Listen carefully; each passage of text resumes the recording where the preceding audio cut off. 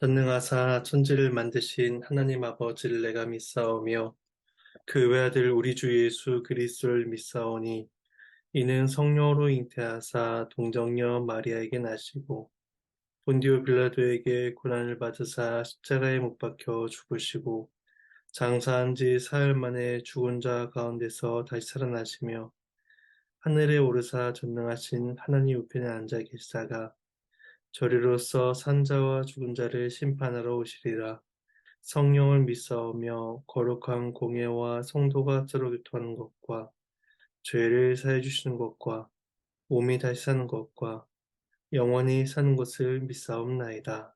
아멘. 543장 찬송하시겠습니다. 찬송가 543장입니다.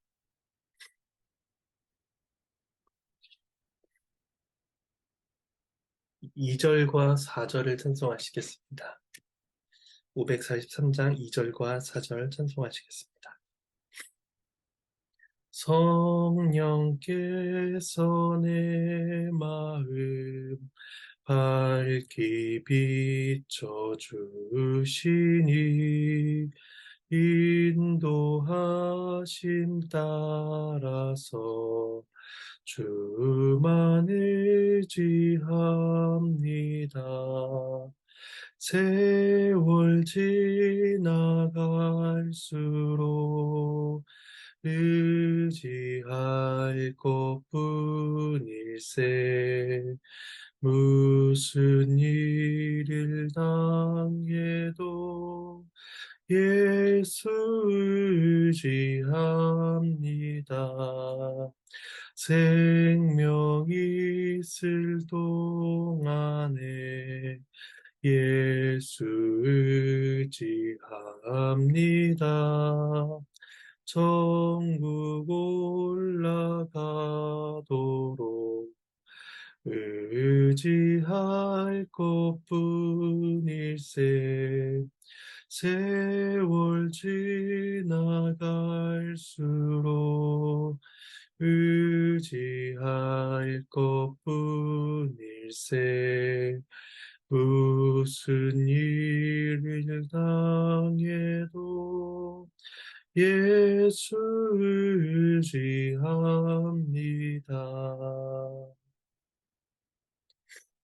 네, 함께 보신 말씀은 열왕기상 8장입니다. 구약성경 열왕기상 8장 12절에서 21절까지의 말씀입니다.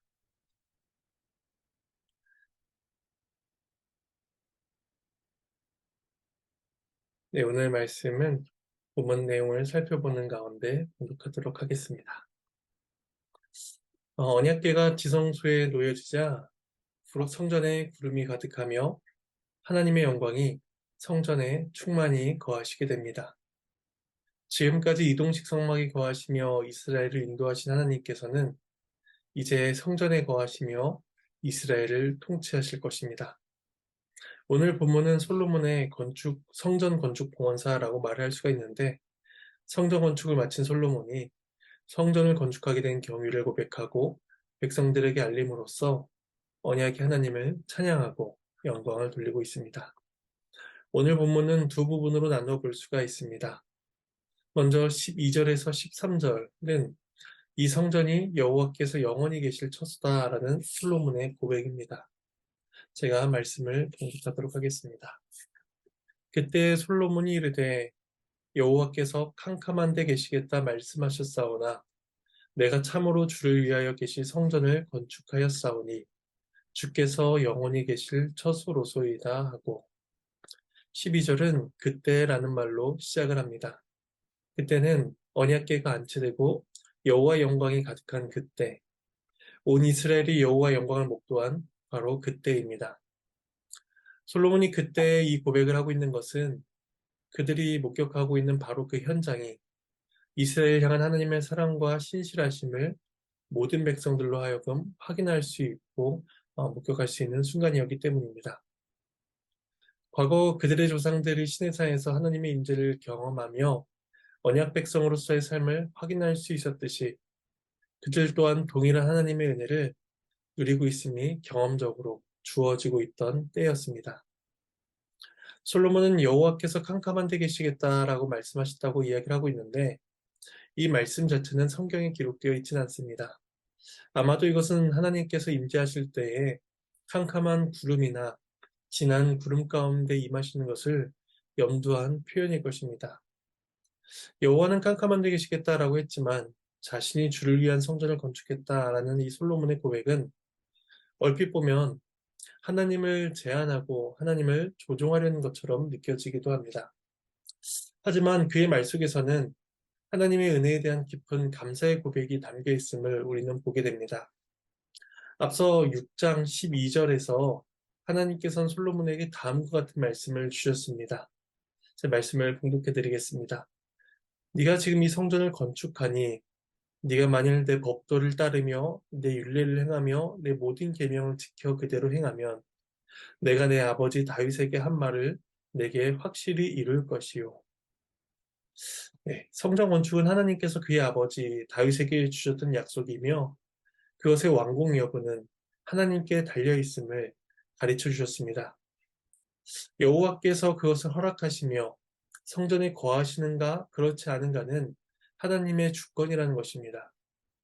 그런데 이제 성전 건축이 완공되고 여호와의 영광이 성전 가운데 가득히 임하였다라는 이 사실은 하나님께서 그 약속을 이루고 계시며 그 성전을 기쁘게 받아주신다는 것이 확인되는 순간이었습니다. 따라서 솔로몬은 주의 말씀대로 주를 위한 성전을 지은 것이며 주께서 영원히 그 처소 가운데 거하여 주시기를 간구하고 있는 것입니다. 다윗의 왕위가 자신의 능력에 의해서 유지되는 것이 아니라 오직 영원하신 하나님께서 그들과 영원토록 함께 해주셔야만 가능하다라는 사실을 그는 알고 있었으며 그래야 하나님께서 영원히 거할 처소이다라고 고백을 하고 있는 것입니다. 이어지는 14절에서 21절까지는 성전 완공이 하나님의 약속의 성취다라는 사실을 백성들에게 알리고 있습니다. 성전을 향하여 하나님께 성전 봉헌의 말을 마친 솔로몬이 이제 백성들에게 말하기 위하여 몸을 돌이킵니다. 14절과 15절 말씀을 제가 봉독하도록 하겠습니다. 얼굴을 돌이켜 이스라엘의 온 회중을 위하여 축복하니 그때에 이스라엘의 온 회중이 서 있더라. 왕이 이르되 이스라엘 하나님 여호와를 송축할지로다. 여호와께서 그의 입으로 내 아버지 다윗에게 말씀하신 것을 이제 그의 손으로 이루셨도다 이르시기를. 네, 15절에서 이스라엘의 하나님 여호와를 송축하자라고 말하며 그 일을 덧붙이기를 성전 건축은 하나님께서 말씀하시고 하나님께서 이루신 일이다 라고 이야기를 하고 있습니다.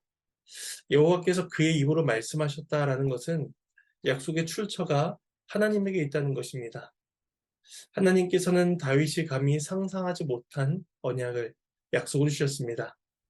그의 왕위가 영원토록 있을 것이며 그의 후손인 메시아를 통하여서 하나님 나라를 성취하신다는 것은 하나님의 지혜와 작정을 통하여 다윗에게 주어진 것이었습니다. 또한 솔로몬은 여호와는 말씀하신 바를 그의 손으로 이루신 분이다라고 말을 하고 있습니다. 약속이 주어져도 그것을 이행할 능력이 없다면 그것은 확고한 약속이다라고 말할 수가 없는 것입니다. 그러나 하나님께서는 자신께서 말씀하시고 또 직접 그의 손으로서 일을 하심으로써 그 전능하심과 주권에 따라서 손수 그 약속을 이루어 오셨습니다. 솔로몬은 이러한 신동용적 표현을 통해서 하나님께서 마치 입과 손을 가지고 계시듯이 그렇게 생생하게 표현함으로써 하나님의 일하심을 설명하고 있습니다. 하나님께서 약속하시고 하나님께 손수 이루셨다는 이 사실을 16절에서 21절을 통해서 더욱더 자세히 설명하고 있습니다. 우리 이 21절까지의 내용을 네 가지로 정리해 보겠습니다. 첫째는 다윗에게 주신 언약은 과거 이스라엘을 출애굽시키신 사건과 연속선상에 있다는 것입니다. 제가 16절 말씀을 봉독하도록 하겠습니다. 내가 내 백성 이스라엘을 애굽에서 인도하여 낸 날부터 내 이름을 둘만한 집을 건축하기 위하여 이스라엘 모든 지파 가운데에서 아무 성읍도 택하지 아니하고 다만 다윗을 택하여 내 백성 이스라엘을 다스리게 하였노라 하신지라. 이스라엘 출애굽시켜 구별된 나라로 삼으신 하나님께서는 그 가운데 특별한 계획을 가지고 계셨습니다. 하나님께서 구하실 처소로서 다윗 지파의 어느 성읍도 선택하지 아니하시고 유다 지파의 예루살렘과 유다 지파의 다윗만을 선택해 놓으신 것입니다. 이것은 성전 건축이 그리고 다윗 언약이 이미 오래전부터 하나님의 작전 가운데 놓여 있었다는 것을 알려주고 있는 것입니다. 그리하여 그것을 하나님께서 출애굽시키신 때와 연결하여 설명하고 있습니다. 두 번째는 성전 완공이 지체된 것은 하나님의 섭리에 의한 일이다라는 사실을 알려주고 있습니다. 17절에서 20절까지 말씀을 제가 봉독하도록 하겠습니다. 내 아버지 다윗이 이스라엘 하나님 여호와 이름을 위하여 성전을 건축할 마음이 있었더니 여호와께서 내 아버지 다윗에게 이르시되 네가 내 이름을 위하여 성전을 건축할 마음이 있으니 이 마음이 내게 있는 것이 좋도다. 그러나 너는 이 그 성전을 건축하지 못할 것이요 내 몸에서 낳을 내 아들 그가 내 이름을 위하여 성전을 건축하리라 하시더니 이제 여호와께서 말씀하신 대로 이루시도다. 내가 여호와께서 말씀하신 대로 내 아버지 다윗을 이어서 일어나 이스라엘의 왕위에 앉고 이스라엘의 하나님 여호와 이름을 위하여 성전을 건축하고 이스라엘이 가나안 건축하고라고 말씀합니다. 이스라엘이 가나안 땅에 입성하고 왕이 세워진 기간만 계산해도 약 80년의 시간이 넘게 흘렀습니다. 사울 통치 40년, 또 다윗의 통치 40년이 지났고 게다가 다윗 왕은 성전 건축을 위한 열망을 가진 왕이었습니다. 하나님께서는 다윗의 의도와 마음, 그의 열망을 좋게 보셨음에도 불구하고 다윗의 성전 건축을 허락하지 아니하셨습니다. 다윗은 피를 많이 흘린 자이기도 하고 또 하나님은 성전의 제약을 받으시는 분이 아니었기 때문입니다. 무엇보다도 하나님은 다윗의 후손을 통하여 성전을 건축하실 뜻을 가지고 계셨습니다. 그래야 하나님께서 이때까지 그 성전 건축을 연기하고 계셨고 그것은 하나님의 작정에 의한 일임을 가르쳐주고 있습니다.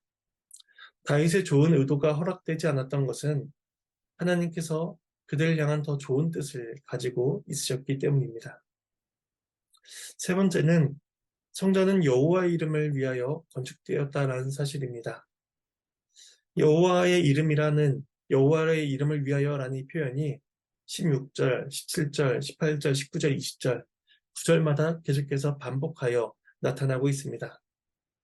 성전 건축은 하나님의 은혜에 대한 감사의 고백이었습니다. 혹 어떤 사람들은 종교를 이용하여 자신들이 원하는 바를 얻고자 합니다. 사람들의 마음을 얻으려고 한다든지 자신이 바라는 것을 그 종교를 통하여서 얻으려고 합니다. 때로는 성전 건축이나 헌신도 그런 목적을 위해서 사용이 되기도 합니다. 하지만 다윗과 솔로몬은 성전 건축에 대한 올바른 이해와 목적을 가지고 있었습니다. 성전은 오로지 여호와의 이름을 위하여 지어져야 한다라는 사실이었습니다. 성전은 하나님의 선하심에 대한 감사가 올려지는 곳이었으며 하나님의 영광스러우심에 대한 찬양이 올려져야 된다는 것을 그가 고백을 하고 있습니다. 마지막 네 번째 사실은 성전은 여호와의 언약궤를 둘 처소라는 것입니다. 마지막 21절 말씀을 제가 봉독하도록 하겠습니다. 내가 또 그곳에 우리 조상들을 애굽 땅에서 인도해 내실 때에 그들과 세우신 바 여호와의 언약을 넣은 궤를 위하여 한 처소를 설치하였노라. 네, 하나님의 말씀입니다. 하나님께 감사합니다. 언약궤는 하나님께서 이스라엘과 맺으신 언약과 밀접하게 연결이 됩니다. 광야 성막의 다른 기물들은 성전을 지을 때 모두 새롭게 제작이 되었지만 이 언약궤는 처음 그대로 보존이 되어 성전으로 그대로 옮겨졌습니다. 그리고 궤 안에 있는 언약의 두 돌판은 하나님께서 시내산에서 그들의 조상들과 맺으신 그 언약이 현재 이스라엘 백성들에게 여전히 유효하다는 사실을 보여주는 것이었습니다. 그러므로 그들의 조상들이 제사장 나라, 거룩한 백성이 되어야 한다라는 그 요구를 받았던 것처럼 현재 이스라엘도 동일한 요구를 받고 있는 것이며 그들의 조상들이 하나님의 백성이라 불리었던 것처럼 현재 이스라엘 또한 하나님의 백성이라 불리고 있다는 사실이 그 언약궤를 통하여서 그들에게 보여주고 있었던 것입니다. 이처럼 성전은 하나님의 언약이 그들에게 여전히 유효하다라는 것을 보여주는 중요한 역할을 하고 있는 것이었습니다. 이처럼 16절에서 21절까지의 내용을 네 가지로 정리해 보았는데 이것은 한 가지로 모아질 수가 있습니다. 그러므로 이러한 네 가지 사실들을 보았을 때에 그러므로 언약에 신실하신 하나님만을 신뢰하고 그 하나님만을 송축하자라는 것입니다. 마찬가지로 우리는 하나님께서 우리 성도 개개인들에게 베푸신 일들을 보면서 그 선하신 그의 지혜와 일하심이 손길이 참으로 다양하고 신비하다라는 것을 보게 됩니다. 성도들의 삶의 규모와 그 형태가 다 다르며 획일적인 삶은 어느 누구에게도 없다는 사실을 우리는 보게 됩니다. 그런데 성도 개개인에게 다 다른 모습들을 보면서 그 속에서 우리는 하나님의 선하심과 하나님의 신실하심을 발견하게 됩니다. 그러함으로 우리는 한 가지 공통된 결과를 갖게 됩니다. 하나님의 작정과 하나님의 섭리의 손길을 우리는 다 이해할 수 없지만 우리의 하나님만이 모든 영광을 받으시기에 합당하다라는 사실이며 그 하나님께 모든 영광을 올려드리는 것이 하나님께서 기뻐하시는 삶이다라는 사실을 우리는 확인하게 됩니다. 따라서 우리는 이러한 사실들을 기억하고 고백하며 오늘 우리의 삶을 살아가야 할 것입니다. 이제 설교의 적용점을 간단히 생각해 보도록 하겠습니다. 한 가지는 하나님의 영광이 성전에 가득할 때, 충만할 때에 바로 그때 솔로몬이 이 말씀을 하고 있다는 것입니다. 바로 그때 하나님께서는 우리들에게 그 자신 백성들을 향한 말씀을 듣게 하십니다. 하나님께서는 말씀을 통해서 지도하시고 말씀을 통해서 우리를 인도하십니다. 따라서 우리가 하나님의 은혜를 받아야 하는 그때에 또 하나님의 교훈이 필요한 그때에 하나님께서는 매 순간 우리들에게 말씀을 통하여 그 지도를 해 주십니다. 바로 그때 솔로몬이 여호와의 신실하심을 고백하고 백성들에 가르쳤듯이 우리는 바로 그때에 하나님의 은혜를 확인하게 됩니다. 하나님께서는 매일같이 우리들에게 주의 교훈을 주시기도 하며 특별히 매주일 정해진 시간 교회를 통하여서 우리들에게 하나님의 신실하심과 하나님의 교훈을 가르쳐 주십니다. 따라서 우리는 하나님께서 정하신 그때에 하나님의 말씀을 듣기를 즐거워하며 그때를 사모하며 살아가야 할 것입니다. 두 번째 적용점은 하나님께서는 하나님의 입으로 말씀하시고 하나님의 손으로 그 일을 이루어 가신다는 것입니다.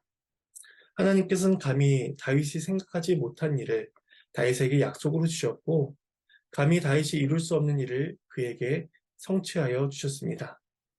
마찬가지로 하나님께서는 우리가 감히 상상할 수 없는 그 구원의 놀라운 은혜를 우리에게 허락해 주셨으며 우리가 감히 알 수 없는 삼위일체 하나님에 대한 계시를 우리에게 가르쳐 주시고 또 우리를 향한 구원을 이루어 주셨습니다.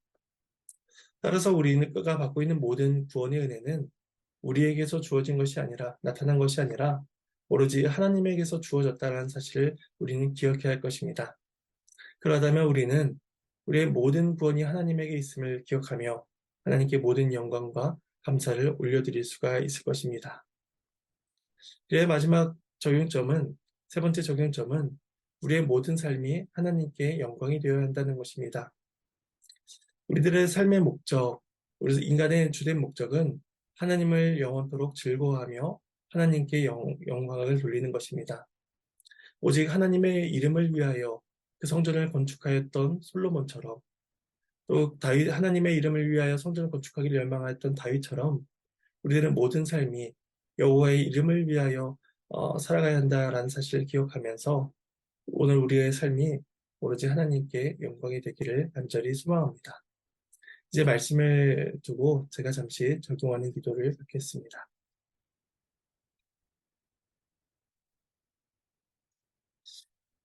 하나님의 은혜에 감사를 드립니다. 오늘 말씀을 통하여서 이스라엘을 향하신 하나님의 신실하심과 하나님의 선하심, 또 그 언약을 이루어 가신 하나님의 손길을 기억하게 하심에 감사를 드립니다. 하나님께서는 그 놀라운 은혜를 이스라엘에게 베풀어 주셨고 또한 지금도 우리들에게 베풀어 주고 계십니다. 하나님께서는 말씀을 통하여 우리들에게 많은 놀라운 사실, 구원의 진리들을 가르쳐 주고 계시며 또한 우리가 감히 상상할 수 없고 우리가 감히 이룰 수 없는 구원의 놀라운 은혜들을 우리들에게 이루어 주고 계십니다. 이 사실을 기억하며 우리의 모든 생각과 말들이, 우리의 모든 삶이 하나님께만 영광이 되기를 간절히 소망하옵나이다. 우리를 구원하시며 우리를 인도하신 하나님께서 홀로 영광 받으시기를 소망하오며 감사드리며 이 모든 말씀 예수님의 이름으로 기도드립니다.